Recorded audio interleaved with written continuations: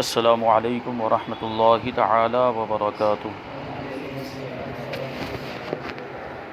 نحمده ونصلي ونسلم على رسوله الكريم، اما بعد فاعوذ باللہ من الشیطان الرجیم، بسم اللہ الرحمن الرحیم۔ ان اللہ وملائکتہ یصلون علی النبی یا ایہا الذین آمنوا صلوا علیہ وسلموا تسلیما۔ اللهم صل على سيدنا ومولانا محمد معظم الجود والكرم وآله الكرام وابنه الكريم وبارك وسلم صلاة وسلاما عليك يا رسول الله صلی اللہ تعالی علیہ وسلم۔ تو اس سے پہلے نماز جنازہ کا بیان ہوا، غسل کا بیان بھی ہو گیا، کفن کا بیان بھی ہو گیا، نماز جنازہ کا بیان بھی ہو گیا۔ اب نماز جنازہ پڑھنے کے بعد چونکہ مردے کو دفن کیا جاتا ہے، تو اب دفن کرنے کے ضروری مسائل کو بیان کرتے ہیں کہ میت کو دفن کرنے کا کیا حکم ہے۔ تو وہی میت کو دفن کرنا یہ بھی فرض کفایہ، تقریباً ساری چیزیں جو میت سے تعلق رکھتی ہیں وہ سب کیا ہے، فرض کفایہ۔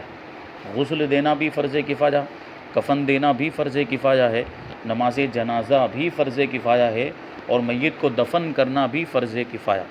اور فرض کفایہ کا مطلب بھی بار بار بتایا گیا اس سے پہلے کہ اگر چند لوگوں نے مل کے دفن کر دیا تو سب لوگ، باقی کے لوگ بری ذمہ ہو جائیں گے، اور کسی نے دفن نہیں کیا، ویسے ہی چھوڑ دیا گیا معلوم ہونے کے باوجود بھی، تو سب گنہگار ہوں گے۔ تو میت کو دفن کرنا یہ فرض کفایہ ہے، اور یہ جائز نہیں ہے کہ میت کو زمین پہ رکھ دیں اور چاروں طرف سے دیواریں قائم کر کے بند کر دیں، کیونکہ دفن کرنے کا مطلب کیا ہے، زمین میں گڈھا کھود کر، قبر کھود کر اس کو دفن کیا جائے، اس کو کہتے ہیں دفن کرنا۔ لیکن زمین کے اوپر ہی رکھ کے، جو زمین کی سطح ہوتی ہے اس کے اوپر رکھ کے چاروں طرف سے دیواریں بنا دی اور اوپر سے بند کر دیا، تو یہ اس کو دفن کرنا نہیں کہیں گے، تو یہ جائز نہیں ہے، ایسا نہیں کر سکتے۔ یا کسی نے مان لیجئے ایسا کیا کہ کوئی کمرہ تھا مخصوص، اسی کمرے کے اندر مردے کو رکھ دیا اور پھر اس کمرے کو بند کر دیا، یہ بھی نہیں چلے، اور یہ بھی جائز نہیں ہے، کیونکہ یہ بھی دفن کرنا نہیں۔ دفن کرنے کا مطلب وہی ہے کہ زمین کے اندر گڈھا کھود کر اس کو ڈالا جائے۔ آپ نے جو ہے کہ وہ واقعہ سنا ہوگا جب قابیل نے حابیل کو قتل کر دیا۔ حضرت آدم علیہ السلام کے دو بیٹے تھے، اور حضرت آدم علیہ السلام کی اولاد میں جو شادی اور نکاح ہوتا تھا اس کا طریقہ یہ تھا کہ حضرت حوا رضی اللہ تعالی عنہ کا ایک حمل میں ایک ساتھ میں دو بچے پیدا ہوتے تھے، ایک لڑکا پیدا ہوتا تھا اور ایک لڑکی پیدا ہوتی تھی۔ اور چونکہ ان کو پھر ان کی شریعت کے حساب سے، حضرت آدم علیہ السلام کی شریعت میں ایک حمل میں جو لڑکا اور لڑکی پیدا ہوئے ان کو بھائی بہن مانا جاتا تھا، ان کی آپس میں شادی نہیں ہو سکتی تھی۔ لیکن دوسرے حمل میں، اس کے بعد والے حمل میں ایک لڑکا اور ایک لڑکی پھر جو ہے دونوں ساتھ میں پیدا ہوتے تو وہ دونوں آپس میں بھائی بہن ہوتے۔ لیکن پہلے والے حمل میں جو لڑکا لڑکی پیدا ہوئے اور دوسرے والے حمل میں جو لڑکا لڑکی پیدا وہ آپس میں بھائی بہن نہیں مانے جاتے تھے، یعنی اس میں جو لڑکا پیدا ہوا اس کی شادی کی جاتی تھی دوسرے والے حمل میں جو لڑکی پیدا ہوئی اس کے ساتھ، اور پہلے والے حمل میں جو لڑکی ہے اس کی شادی کی جاتی تھی دوسرے والے حمل میں جو لڑکا ہوا ہے اس کے ساتھ۔ اب کیا ہوا کہ قابیل کے ساتھ جو لڑکی پیدا ہوئی تھی وہ خوبصورت تھی، اور حابیل کے ساتھ جو لڑکی پیدا ہوئی تھی وہ اتنی خوبصورت نہیں تھی۔ اب قانون کے اعتبار سے کیا ہونا چاہیے تھا، قابیل کی شادی اس لڑکی کے ساتھ ہونی چاہیے جو حابیل کے ساتھ پیدا ہوئی، اور حابیل کی شادی اس لڑکی کے ساتھ ہونی چاہیے جو قابیل کے ساتھ پیدا ہوئی۔ لیکن شیطان نے اس کو گمراہ کیا، شیطان نے اس کو بہکایا کہ یہ لڑکی خوبصورت ہے جو تیرے ساتھ پیدا ہوئی ہے، تو تجھے اسی کے ساتھ شادی کرنی چاہیے، اور حابیل کے ساتھ جو لڑکی پیدا ہوئی وہ اتنی خوبصورت نہیں ہے تو اس کے ساتھ تجھے شادی نہیں کرنی چاہیے۔ تو یہ اس نے بہکایا، حالانکہ ان کی شریعت میں جو ایک ہی حمل میں جو لڑکا لڑکی پیدا ہوئے ان کی شادی نہیں ہو سکتی تھی، لیکن اس نے مطالبہ کیا کہ میں تو شادی کروں گا تو اسی سے کروں گا، میں نکاح کروں گا تو اسی سے۔ حضرت آدم علیہ السلام نے منع فرمایا کہ یہ جائز نہیں ہے، ایسا نہیں ہو سکتا، اور اسی کو یہ معاملہ بہت زیادہ بڑھا، اور قابیل میں اور حابیل میں جھگڑا بھی ہوا، اور جھگڑا اتنا بڑھ گیا، مار پیٹ کی نوبت بھی آ گئی، یہاں تک کہ قابیل نے شیطان کے بہکاوے میں آ کر حابیل کو قتل کر دیا۔ اب یہ دنیا کا پہلا قتل تھا، حضرت آدم علیہ السلام جب جنت سے دنیا میں تشریف لائے تھے، اس کے بعد سب سے پہلا قتل جو ہوا ہے وہ یہی ہے، قابیل نے حابیل کو قتل کیا۔ اب اس سے پہلے کسی کا قتل بھی نہیں ہوا، کسی کی موت بھی نہیں ہوئی، کوئی فطری موت بھی نہیں مرا تھا کہ دفن کرنے کا یا کوئی دوسرا مسئلہ پیش آئے، یعنی کوئی مر جائے تو پھر اس کے ساتھ کیا معاملہ کیا جائے، اس کے تعلق سے اس سے پہلے کوئی تجربہ ہوا ہی نہیں تھا، اور اس سے پہلے کوئی نمونہ کوئی مثال تھی ہی نہیں۔ تو اب قابیل پریشان، اس کے بھائی کی لاش، وہ حابیل کی لاش جو ہے وہ سامنے پڑی ہوئی ہے، کیا کیا جائے، اس کو جو ہے کہ کہاں ڈالا جائے اور اس کے ساتھ کیا معاملہ کیا جائے، اس کو کچھ سمجھ میں نہیں آ رہا تھا۔ قابیل کو اس نے قتل کر دیا۔ تو سب سے پہلے تو قتل بھی ایک عجیب چیز تھی، مر جانا کسی کا سامنے، یہ پہلی بار ہوا تھا، تو اور زیادہ وہ گھبرایا ہوا تھا قابیل۔ تو وہ سوچ رہا تھا کہ میں کیا کروں اپنے بھائی کی لاش کے ساتھ۔ اتنے میں اللہ تبارک و تعالیٰ نے ایک کوے کو بھیجا، قرآن مجید کے اندر اس کا ذکر موجود ہے۔ اور کوے نے جو ہے کہ وہ زمین کو کھود کر، ایک دوسرا کوا مر گیا تھا، زمین کو کھود کر کوے نے اپنی چونچ سے زمین کو کھود کر وہ جو کوا جو دوسرا مر گیا تھا اس کو ایک گڈھا کھود کے اس میں ڈالا اور پھر زمین کو، مٹی کو اوپر سے برابر کر دیا۔ تو اب اس کو سمجھ میں آیا کہ مجھے بھی ایسا کرنا چاہیے، کہ کوے کے ذریعے اللہ تبارک و تعالیٰ نے اس کو سکھایا کہ ایسا کیا جائے، زمین میں گڈھا کھود کر اس کو دفن کیا جائے۔ تو پھر قابیل نے ایسا ہی کیا، قابیل نے گڈھا کھودا اور پھر حابیل کی لاش کو اس میں رکھ کے اس کو اوپر سے بند کر دیا۔ یہ اس طریقے سے طریقہ سکھایا گیا۔ اس کا مطلب کیا ہے کہ اللہ تبارک و تعالیٰ کی مراد بھی یہی ہے کہ مردہ جب مر جائے، کوئی بھی شخص، کوئی بھی انسان مر جائے، بلکہ کوئی بھی جاندار مر جائے جس کے اندر جان ہوتی، روح ہوتی ہے، تو اس کو دفن کیا جائے۔ یہی اللہ تبارک و تعالیٰ کا مقصود ہے، اللہ تبارک و تعالیٰ کی مراد بھی یہی۔ تو جو لوگ دوسری قوم کے لوگ، کوئی جلاتا ہے تو کوئی کنویں میں لٹکا دیتا ہے یا دیگر معاملات کیے جاتے ہیں، وہ درست طریقہ نہیں، وہ صحیح طریقہ نہیں ہے، بلکہ بعض طریقے تو ایسے جن کو حرام فرمایا گیا ہے۔ تو دفن کرنا ہی یہ نظام قدرت ہے، اللہ تبارک و تعالیٰ نے اس کی تعلیم دی ہے، وہ کوے کو بھیج کر یہ دفن کرنا بالکل فطرت کے مطابق ہے، اور یہی سنت بھی، اور یہ سنت صرف ہمارے اندر نہیں بلکہ سارے انبیاء کرام کی جو بھی شریعتیں تھی سب کے اندر یہ طریقہ رائج تھا۔ اور یہ دفن کرنا تو ہمارے نزدیک فرض کفایہ، یعنی ضروری ہے، اوپر زمین پہ چھوڑ نہیں سکتے، اور جلانا تو ہرگز بھی جائز نہیں، جلانے کو حرام فرمایا گیا، یا دوسرا کوئی طریقہ اختیار کرنا بھی ہماری شریعت میں جائز نہیں، بلکہ دفن کرنا ہی ضروری ہے۔ تو اسی وجہ سے دفن کرنے کے بارے میں مسائل یہاں پہ بیان کیے جا رہے ہیں۔ تو اوپر رکھ کر دیوار بنا دینا بھی جائز نہیں ہے۔ قبر کی لمبائی، چوڑائی اور گہرائی کتنی ہونی چاہیے؟ تو بتاتے ہیں قبر کی لمبائی میت کے قد کے برابر ہو۔ لمبائی کا مطلب ایسے لمبائی، یعنی اندر والی جو لمبائی نہیں، گہرائی وہ تو اس کو گہرائی کہیں گے، یہ لمبائی، تو یہ جو لمبائی ہے وہ قد کے برابر، کیونکہ اس میں لٹانا ہے مردے کو، تو اس کے قد کے برابر ہونی چاہیے۔ اگر چھوٹی ہوگی تو جو مردہ ہے اندر وہ ٹیڑھا ہو جائے گا، اس کی وجہ سے اسے تکلیف ہوگی۔ پہلے بار بار یہ بات آئی ہے کہ جس سے زندہ لوگوں کو تکلیف ہوتی ہے اس سے مردہ کو بھی تکلیف ہوتی ہے، تو اس کو پاؤں موڑنے پڑیں گے یا سر موڑنا پڑے گا اگر وہ لمبائی اتنی نہیں ہے، اور تھوڑی بہت زیادہ بھی ہو تاکہ وہ تھوڑا آسانی کے ساتھ اس کو اندر لٹایا جا سکے۔ تو قبر کی لمبائی میت کے قد کے برابر، یعنی جتنی اس کی ہائٹ ہے اس کے مطابق جو ہے کہ قبر کی لمبائی ہو، اور چوڑائی آدھے قد کے برابر ہو۔ جیسے کسی شخص کی 6 فٹ ہائٹ ہے تو وہ جو قبر کی جو چوڑائی وہ کتنی ہوگی؟ 3 فٹ ہوگی، تو 3 فٹ کے برابر ہو، اور گہرائی کم سے کم نصف قد کے برابر ہو، یعنی آدھے قد کے برابر یہ بھی ہو، یہ بھی آدھے قد کے برابر گہرائی اتنی ہونی چاہیے۔ اور بہتر یہ ہے کہ گہرائی بھی قد کے برابر ہو، یعنی اس کی جو اوپر سے نیچے کی جانب، اندر کی جانب ہے، اس کو گہرائی کہیں گے، اس کو ڈیپتھ بھی کہتے ہیں انگلش میں، اور اس کو عمق کہتے ہیں عربی کے اندر۔ تو یہ گہرائی اس کی اتنی ہونی چاہیے، کم سے کم آدھے قد کے برابر، اور ایک پورے قد کے برابر ہو تو بہتر ہے۔ اعلیٰ حضرت رضی اللہ تعالیٰ عنہ نے اپنی وفات کے وقت وصیت فرمائی تھی کہ میری قبر کو میرے قد کے برابر رکھا جائے، تاکہ جب اللہ کے رسول صلی اللہ علیہ وسلم میری قبر میں تشریف لائے تو میں ان کی تعظیم کے لیے کھڑے ہو کر سلام پیش کر سکوں۔ یعنی پوری زندگی تو حضور پاک صلی اللہ علیہ وسلم کی بارگاہ میں کھڑے ہو کر صلاۃ و سلام پیش کرتے رہے، اور خواہش مرنے کے بعد بھی یہ ہے کہ مرنے کے بعد بھی جب قبر میں حضور اقدس صلی اللہ علیہ وسلم تشریف لائے تو وہاں بھی میں کھڑے ہو کر سلام پیش کر سکوں۔ یہ اعلیٰ حضرت رضی اللہ تعالیٰ عنہ کا عشق ہے۔ اور یہاں تو دیکھیں، ہم یہاں پڑھتے ہیں تو بظاہر حضور پاک صلی اللہ علیہ وسلم ہمارے سامنے نہیں ہوتے، دنیا کے اندر وہ تو اللہ والوں کی باتیں ہوتی ہیں کہ وہ تو دنیا میں بھی دیکھ لیتے ہیں، دنیا میں بھی حضور پاک صلی اللہ علیہ وسلم کا دیدار کرتے ہیں، لیکن ہم جیسے لوگوں کو تو حضور نظر نہیں آتے ہیں، ظاہری طور پر دنیاوی قانون کے اعتبار سے ہماری نگاہوں سے پوشیدہ ہیں، لیکن وہاں قبر میں تو نبی پاک صلی اللہ علیہ وسلم کا دیدار ہوگا، حضور پاک صلی اللہ علیہ وسلم سامنے ہوں گے، تو وہاں کیسی کیفیت ہوگی اور عشق کیسا جوش مار رہا ہوگا۔ تو اعلیٰ حضرت رضی اللہ تعالیٰ عنہ نے اسی وجہ سے یہ وصیت فرمائی تھی کہ میری قبر جو ہے میرے قد کے برابر ہو، تاکہ میں کھڑے ہو کر وہاں پر بھی سلام پیش کر سکوں۔ تو بہتر کیا ہے کہ گہرائی قد کے برابر ہو، اور متوسط درجہ یعنی درمیانی درجہ یہ ہے کہ سینے تک ہو۔ اب تین چیزیں ہو گئی گہرائی کے بارے میں، ایک تو ہے کہ آدھے قد کے برابر ہو، جیسے کوئی اگر 5.5 فٹ کا ہے تو اس کی جو آدھے قد کے برابر جو ہوگی وہ 2.5 فٹ اور کچھ مطلب یہ کچھ انچ یہ اس کی گہرائی ہوگی، یا جو ہے کہ پورے قد کے برابر اس کی گہرائی کر دیں، یا پھر سینے تک کر دیں۔ یہ 3 طریقے ہو گئے۔ اور یہ جو گہرائی کے بارے میں بتایا جا رہا ہے، اس کے بارے میں فرماتے ہیں کہ اس سے مراد یہ ہے کہ لحد یا صندوق اتنا ہو، یہ نہیں کہ جہاں سے کھودنی شروع کی وہاں سے آخر تک یہ مقدار ہو۔ کیا مطلب ہوا؟ قبر 2 طرح کی ہوتی ہے شریعت کے اندر۔ جو سنت قبر ہے وہ 2 طرح کی قبریں بتائی گئی ہیں۔ ایک ہے صندوقی قبر، صندوق مطلب جیسے کوئی پیٹی ہوتی ہے، جو صندوق اس کو کہا جاتا ہے۔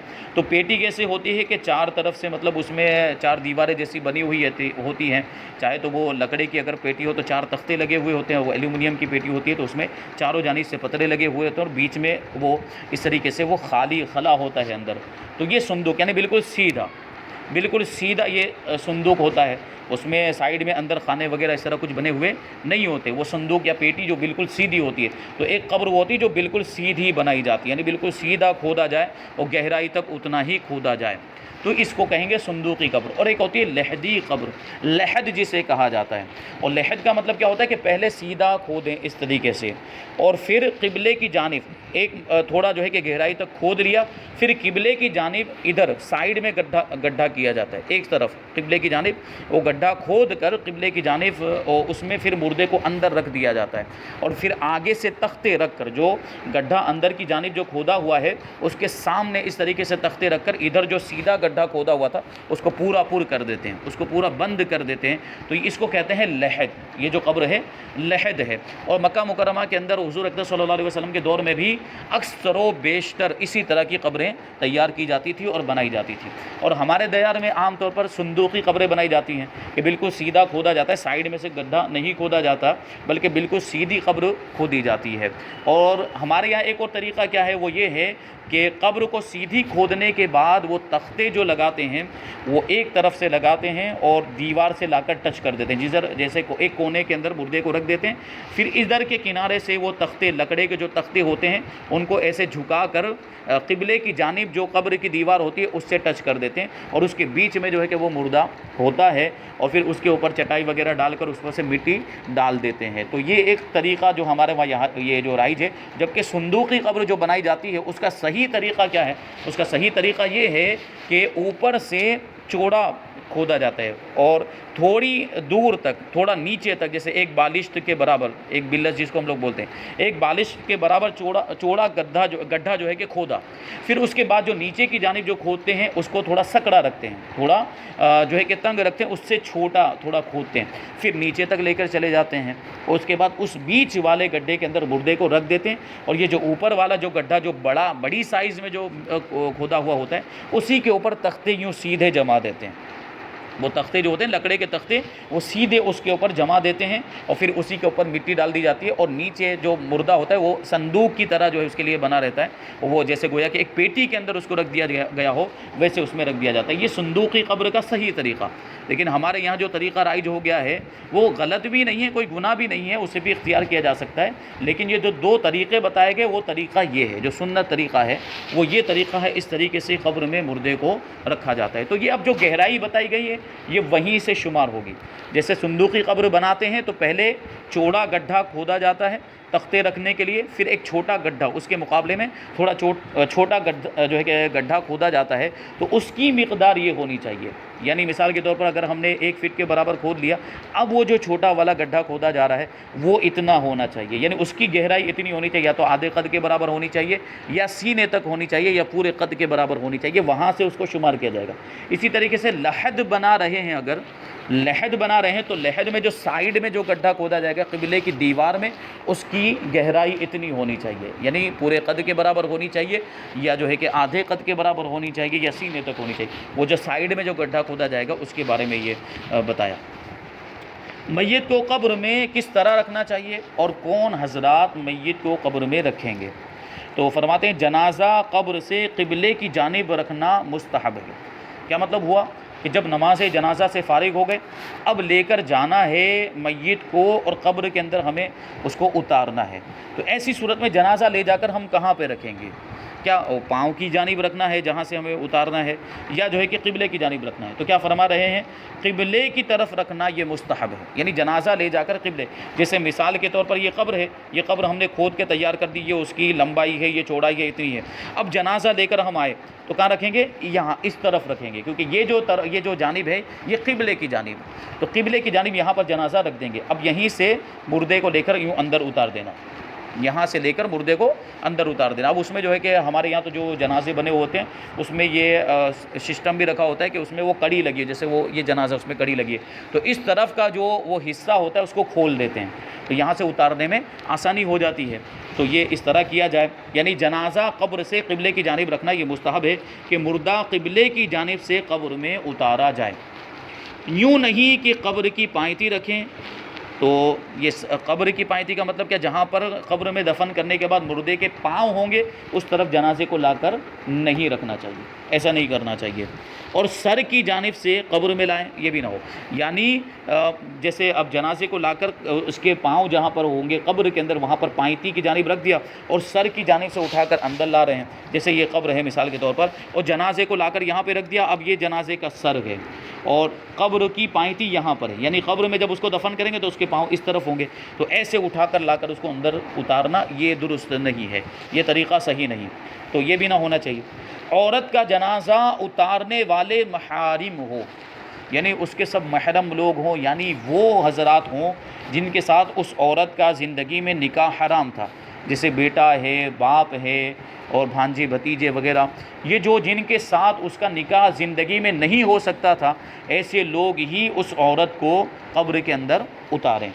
اب سوال یہ پیدا ہوتا ہے کہ اگر ایسے لوگ نہیں ہیں تو کیا کیا جائے، یا ہے تو ایک ہی آدمی ہے مثال کے طور پر، جیسے عورت کا انتقال ہوا اور اس کے باپ تو پہلے ہی مر چکے تھے اور شوہر بھی نہیں تھا، اب بچا ہے صرف اس کا ایک بیٹا ایک ہی ہے، تو اب وہ ایک آدمی کے لیے کبھی کیا ہوتا ہے دشواری ہوتی ہے، یا مان لیجئے کہ بیٹا بھی نہیں اور کوئی بھی اس کے محارم میں سے نہیں، اگر محارم ہے تو سب محارم مل کر ہی اتاریں گے، جیسے باپ بھی موجود ہے اور مثال کے طور پر بیٹا بھی، اور بیٹے اس کے چند بیٹے ہیں، مان لیجئے 3 بیٹے ہیں، تو بیٹے بھی مل کر اور باپ مل جائے اس کے اندر اور بیٹا بھی مل جائے تو سب مل کر اتار دیں گے۔ اور شوہر کو بھی تو اتارنے کی اجازت ہے، شوہر کو کے لیے چھونا جائز نہیں ہے بدن کو بغیر حائل کے، اور شوہر کو غسل دینا جائز نہیں ہے، لیکن اس کو اگر کپڑا لپیٹ دیا گیا، کفن لپیٹ دیا گیا تو وہ اتار تو سکتا ہے، اس میں کوئی حرج نہیں ہے، تو شوہر بھی اس میں جو ہے کہ شامل ہو سکتا ہے، تو یہ چیز ہو گئی۔ تو یہ محارم جو ہوں گے، محارم کا مطلب آپ لوگ سمجھ گئے کہ وہ لوگ جن کے ساتھ زندگی میں اس کا نکاح حرام تھا، وہ لوگ عورت کو قبر میں اتاریں گے، ٹھیک ہے۔ اور اگر محارم نہ ہو تو دیگر رشتے والے یہ کام کریں گے، اگر وہ ایسے لوگ نہیں ہیں تو دوسرے رشتے دار، یعنی جیسے خالہ کا لڑکا، پھوپھی کا لڑکا یا چاچا کا لڑکا، یا ایسے لوگ ہیں جن کے ساتھ نکاح ہو سکتا تھا تو وہ لوگ بھی اتار سکتے ہیں محارم نہ ہونے کی صورت میں۔ اور اگر یہ بھی نہ ہو تو متقی پرہیزگار اجنبی کے اتارنے میں بھی مذائقہ نہیں، لیکن سب سے پہلی ترجیح کیا ہے کہ محارم ہو تو محارم ہی اتارے، اور اگر محارم نہیں ہے تو دوسرے رشتہ دار اتارے، اگر وہ بھی نہیں ہے تو پھر اجنبی کو اجازت ہوگی، اور اجنبی بھی کیسا ہونا چاہیے؟ متقی اور پرہیزگار ہونا چاہیے۔ بعض اوقات ہمارے یہاں پہ دیکھا جاتا ہے کہ عورتوں کے جنازے میں یہ اس بات کی احتیاط نہیں کی جاتی، حالانکہ وہاں پہ محارم موجود ہوتے ہیں، ان کے بھائی موجود ہیں، بیٹے موجود ہیں، عورت جس کا انتقال ہوا اس کے بیٹے موجود ہیں، اس کے باوجود بھی اجنبی لوگ جو اس چیز میں بہت زیادہ ماہر مانے جاتے ہیں اور بہت آگے رہتے ہیں، اور ہر جگہ پہ ان کو بلایا جاتا ہے، تو وہ کیا سمجھتے ہیں کہ ہم ہی یہ اس کے جو ہے کہ سب سے بڑے ماہر ہیں، ایکسپرٹ ہیں، اور ہم ہی یہ کام کریں گے، دوسرا کوئی کر ہی نہیں سکتا ہے۔ اس طرح کے لوگ ہوتے ہیں کچھ جگہ پہ، اب اتر جاتے ہیں پہلے ہی جا کے اندر، جبکہ مسئلہ جو ہے اس پر توجہ نہیں جاتی کہ مسئلہ کیا ہے کہ محارم عورت کا معاملہ ہے، تو عورت کو زندگی میں بھی پردے کے اس کے لیے سخت احکام ہے، اور مرنے کے بعد بھی ان چیزوں کی احتیاط ضروری ہے، کہ اس کے جسم کو ہاتھ لگانا ہے ظاہر سی بات ہے، تو سب سے پہلے انہی لوگوں کو ترجیح دینی ہے جو ایسے لوگ ہوں، یعنی محارم ہو، پھر رشتہ دار ہوں، اور اگر کوئی اجنبی بھی ہوتا ہے تو وہ متقی اور پرہیزگار ہونا چاہیے کہ اس کے جسم کو ہاتھ لگا رہا ہے تو دیگر کوئی ایسی کیفیت پیدا نہیں ہونی چاہیے. اس وجہ سے محارم کی قید لگائی ہے پہلے. تو یہاں تو اجنبی لوگ پہلے ہی اتر جاتے ہیں، تو یہ غلط طریقہ، ایسا ہرگز نہیں ہونا چاہیے. محارم موجود ہیں تو پہلے ان کو بلایا جائے، محارم کو بلایا جائے، ان سے کہا جائے کہ تم عورت کو اندر اتار. ہاں جو دوسرے جو دیگر کام ہوتے ہیں عورت کو جو ہے کہ اندر اتار دینے کے بعد پھر وہ دوسرے کام مٹی دینا وغیرہ، تختے لگانا، یہ دوسرے لوگ بھی کر سکتے ہیں. تو بہتر کیا اتارنے میں جو ہے یہ معاملہ ہے، کیونکہ اس کو پکڑ کے اتارنا پڑے گا. اس کے جسم کو آدمی جو ہے کہ اپنے ہاتھ میں لے کر اندر رکھے گا، تو اس میں محارم، عورت کے جنازے میں محارم ہونے چاہیے، اور محارم نہ ہو تو رشتہ دار، اگر وہ نہ ہو تو پرہیزگار. تو یہ ہے. اور میت کو قبر میں رکھتے وقت یہ دعا پڑھیں گے. کون سی دعا؟ بسم اللہ وباللہ وعلی ملت رسول اللہ. اللہ کے نام سے اور اللہ کی ذات سے جو ہے کہ توفیق طلب کرتے ہوئے، اور رسول اللہ صلی اللہ علیہ وسلم کی ملت پر یعنی آپ کے دین پر اس کو ہم قبر میں اتار رہے ہیں. اور میت کو داہنی کروٹ پر لٹائیں. میت کو اندر رکھنے کے بعد اس کی کروٹ بدل دیں. اور اس کے لیے کیا کرتے ہیں؟ اب ظاہر سی بات ہے کروٹ بدلنے کے لیے اب اس کے اندر تو استمساک ہوتا نہیں ہے، اس کے اعضاء تو بالکل ڈھیلے ہو گئے ہوتے ہیں، وہ تھوڑی رکنے والا ہے. یعنی اگر ہم ایک کروٹ پر مردے کو رکھ بھی دیتے ہیں تو وہ بعد میں کیا ہو جائے گا؟ خود بخود سیدھا ہو جائے گا. تو ایسی صورت میں کیا کرتے ہیں؟ میت کی جو ہے کہ پیٹھ کو تھوڑا سا اوپر اٹھا کر اس کے چہرے کو قبلے کی طرف کر کے اس کی پیٹھ کے نیچے تھوڑی سی مٹی ڈال دیتے ہیں تاکہ اس کا چہرہ قبلے کی طرف ہو جائے. تو یہ کرتے ہیں. تو داہنی کروٹ پر لٹائیں اور اس کا منہ قبلے کو کر دیں. جیسے مثال کے طور پر یہ قبر ہے اور اس کے اندر یہ مردہ ہے اور یہ مردے کا چہرہ ہے. تو پہلے تو ہم لٹائیں گے تو ایسے، جب نیچے اندر قبر کے اندر اتاریں گے تو ایسا ہوگا، یعنی اس کا چہرہ اوپر کی جانب ہوگا. تو اس کو ہمیں گھمانا ہے، اس کی کروٹ کو بدلنا ہے، داہنی کروٹ پہ اس کو کرنا ہے. ایسے ہم اس کو کر دیں گے تو یہ چہرہ اس کا قبلے کی طرف ہو گیا. اب ایسے کرنے میں یہاں پر ہم کو اس جانب، اس طرف جو ہے کہ پیٹھ کی طرف ہم کو تھوڑی سی مٹی وغیرہ کو جو ہے کہ اس کی سپورٹ میں رکھنی پڑے گی، جس کی وجہ سے وہ وہاں پر ٹھہرا رہے مردہ اور اس کی کروٹ پھر بدل نہ جائے. تو ایسا کریں گے. اور قبر میں رکھنے کے بعد کفن کی بندش کھول دیں کہ اب ضرورت نہیں، اور نہ کھولی تو بھی کوئی حرج نہیں. وہ جو کفن کے بارے میں بتایا گیا تھا کہ کفن پہنانے کے بعد وہ رسی باندھی گئی تھی، رسی باندھنے کا بھی حکم تھا کہ اوپر سے رسی باندھ دے. اور یہ جو یہاں پہ سر پہ سے جو باندھا تھا اور یہ بھی کھولا جا سکتا ہے. اور جو عورت کے اندر جو سینہ بند رکھنے کے بعد اوپر سے باندھنے کا، اس رسی کو بھی کھول سکتے ہیں کہ اب اس کی کوئی ضرورت نہیں. اس کو کیوں باندھا تھا؟ تاکہ وہ اڑ نہ جائے کفن، اس کو اس لیے باندھا تھا. تو اسی طریقے سے وہ اوپر کے کفن کی بھی رسی کھولی جا سکتی ہے، اور اگر نہیں بھی کھولی تب بھی کوئی حرج نہیں. قبر میں رکھنے کے بعد لحد کو کچی اینٹوں سے بند کر دیں. لحد والی اگر قبر بنی ہے، جو لحد کے بارے میں نے ابھی بتایا کہ وہ ایک جانب قبلے کی جانب ایک جو ہے کہ وہ گڈھا سائیڈ میں کھودا جاتا ہے، پھر اس میں رکھ دیتے ہیں، پھر ادھر سے بند کرتے ہیں. تو یا تو تختے رکھ کے بند کرتے ہیں یا پھر کچی اینٹوں کے ذریعے سے بند کرتے ہیں. اور یہ بات ذہن میں رہنی چاہیے کہ قبر کے اندر یعنی جو اندر والا حصہ جہاں پہ مردے کو رکھتے ہیں وہاں پر پکی اینٹوں کا استعمال کرنا جائز نہیں ہے. یعنی ہر وہ چیز جس کا تعلق آگ سے ہو، جو آگ میں پکی ہوئی ہو یا اس میں آگ پائی جاتی ہو یا آگ کے ذریعے سے وہ جلتی ہو، اس کو قبر میں نہیں رکھ سکتے یا قبر کے اوپر بھی نہیں رکھ سکتے. دفن کرنے کے بعد جیسے کچھ لوگ نہیں اگربتی وغیرہ لا کے وہاں پہ جلا دیتے ہیں، وہ اس کو قبر کے اوپر ہی گاڑ دیتے ہیں. یہ نہیں ہونا چاہیے. آگ کی ساری چیزوں کو مردے سے اور قبر سے دور رکھا جائے گا. ہاں کنارے پر کہیں، جیسے قبرستان کا کنارہ جہاں پہ قبریں نہیں ہیں وہاں پہ اگربتی وغیرہ جلا سکتے ہیں، لیکن قبر کے بالکل اوپر اگربتی وغیرہ جلانے کی، آگ والی چیزوں کو جلانے کی اجازت نہیں ہے. تو اسی وجہ سے پکی ہوئی اینٹیں قبر کے اندر نہیں رکھ سکتے، کچی اینٹیں رکھیں گے. وہ لحد والی قبر کے اندر ایک سائیڈ میں جب رکھ دیا مردے کو تو اب ایک اس کو آگے سے بند کرنا ہے، تو وہاں پہ کچی اینٹیں رکھ کر اس کو بند کر دیں گے. تو یہ کچی اینٹوں سے بند کر دیا. اور زمین نرم ہو تو تختے لگانا بھی جائز ہے. وہ زمین نرم ہے تو کچی اینٹیں رکھنے کا بھی وہ جو ہے کہ اتنا فائدہ نہیں ہوگا، تو تختے لگا دیے، لکڑے کے تختے لگا دیے. اور تختوں کے درمیان جھری رہ گئی ہو تو اسے ڈھیلے وغیرہ سے بند کر دے. کیونکہ تختے لگاتے ہیں تو کبھی کچھ تختے ٹیڑھے میڑھے بھی ہوتے ہیں، تو اس کو لگانے کی وجہ سے درمیان میں تھوڑی سی وہ اپنی زبان میں کیا کہتے ہیں پھانٹ رہ جاتی ہے، بیچ میں خلا رہ جاتا ہے. اس کی وجہ سے اگر اوپر سے ہم مٹی ڈالیں گے تو وہ مٹی وہ جو خلا میں سے اندر جہاں مردے کو رکھا ہوا ہے وہاں پر پہنچ جائے گی. تو ایسی صورت میں اس کو بند کر دے. جیسے ہمارے یہاں وہ چٹائی لے لیتے ہیں، اوپر سے چٹائی ڈال دیتے ہیں، تو جس کی وجہ سے وہ سارے جو خلا ہوتے ہیں وہ بند ہو جاتے ہیں، وہ ساری جو پھانٹ جو ہوتی ہے وہ بند ہو جاتی ہے. پھر ایسی صورت میں مٹی اندر جاتی نہیں. اگر وہ چٹائی وغیرہ نہ لے رہے ہوں تو ایسی صورت میں وہاں پہ پہلے پتھر وغیرہ رکھ دیں، جو جگہ خالی رہ گئی ہے وہاں پہ ڈھیلے رکھ دیں اور اس سے اس جگہ کو بند کر دیں. تو ایسا کر دیں. اور قبر صندوق نما ہو یعنی سیدھی قبر بنائی ہو تو اس کا بھی یہی حکم ہے۔ عورت کا جنازہ ہو تو قبر میں اتارنے سے تختہ لگانے تک قبر کو کپڑے وغیرہ سے چھپائے رکھیں، کیونکہ عورت کا جنازہ پردے کے احکام ہے اس کے لیے، اور ہمارے یہاں کرتے بھی ہیں کہ اوپر سے جو ہے کہ پردہ لے لیتے ہیں، اور جب تک اس کو دفن نہ کر لیا جائے، جب تک اس پر مٹی نہ ڈال دی جائے، وہاں تک وہ پردہ رکھا جاتا ہے، پھر پردے کو ہٹا دیا جاتا ہے۔ تو پردے سے دفن کرنے تک اس کو کپڑے وغیرہ سے چھپائے رکھیں، اور مرد کی قبر کو دفن کرتے وقت نہ چھپائیں، اس کو چھپانے کی ضرورت نہیں۔ البتہ اگر میہ وغیرہ کوئی عذر ہو تو چھپانا جائز ہے۔ مطلب کیا ہوا کہ اگر مرد کو دفن کر رہے ہیں اور بارش ہو رہی ہے مثال کے طور پر، اور بارش بہت تیز ہو رہی ہے، کہ ایسی صورت میں جو اگر اوپر کچھ نہ رکھا گیا، جیسے پلاسٹک وغیرہ رکھا جاتا ہے یا تال پتری وغیرہ رکھی جاتی ہے، کہ اگر وہ نہیں رکھیں گے تو پانی پورا قبر کے اندر بھر جائے گا اور ایسی صورت میں دفن کرنے میں دشواری کا سامنا ہوگا۔ تو اگر بارش وغیرہ ہو رہی ہو تو وہاں پر اگرچہ مرد کی قبر ہو اس کو چھپانے کی اجازت ہوگی، یعنی اوپر سے کوئی چیز ایسی جو ہے کہ ڈال دی جائے جس کی وجہ سے بارش کا پانی قبر کے اندر نہ آئے، تو اس کی اجازت۔ ابھی بھی اور بہت سارے مسائل ہے کہ قبر میں مٹی ڈالنے کا طریقہ کیا ہے، اس کے بعد قبر والوں کو کتنی دیر تک، جو دفن کرنے والے ہیں ان کو کتنی دیر تک وہاں پر ٹھہرنا چاہیے، یہ سوال بھی آیا تھا، تو اس کا جواب انشاءاللہ تبارک و تعالیٰ بھی آگے ملے گا۔ تو آگے والے درس کے اندر یہ سارے مسائل بیان کیے جائیں گے۔ اللہ تبارک و تعالیٰ ہم سب کو عمل کی توفیق عطا فرمائے۔ وما علینا الا البلاغ۔ السلام علیکم۔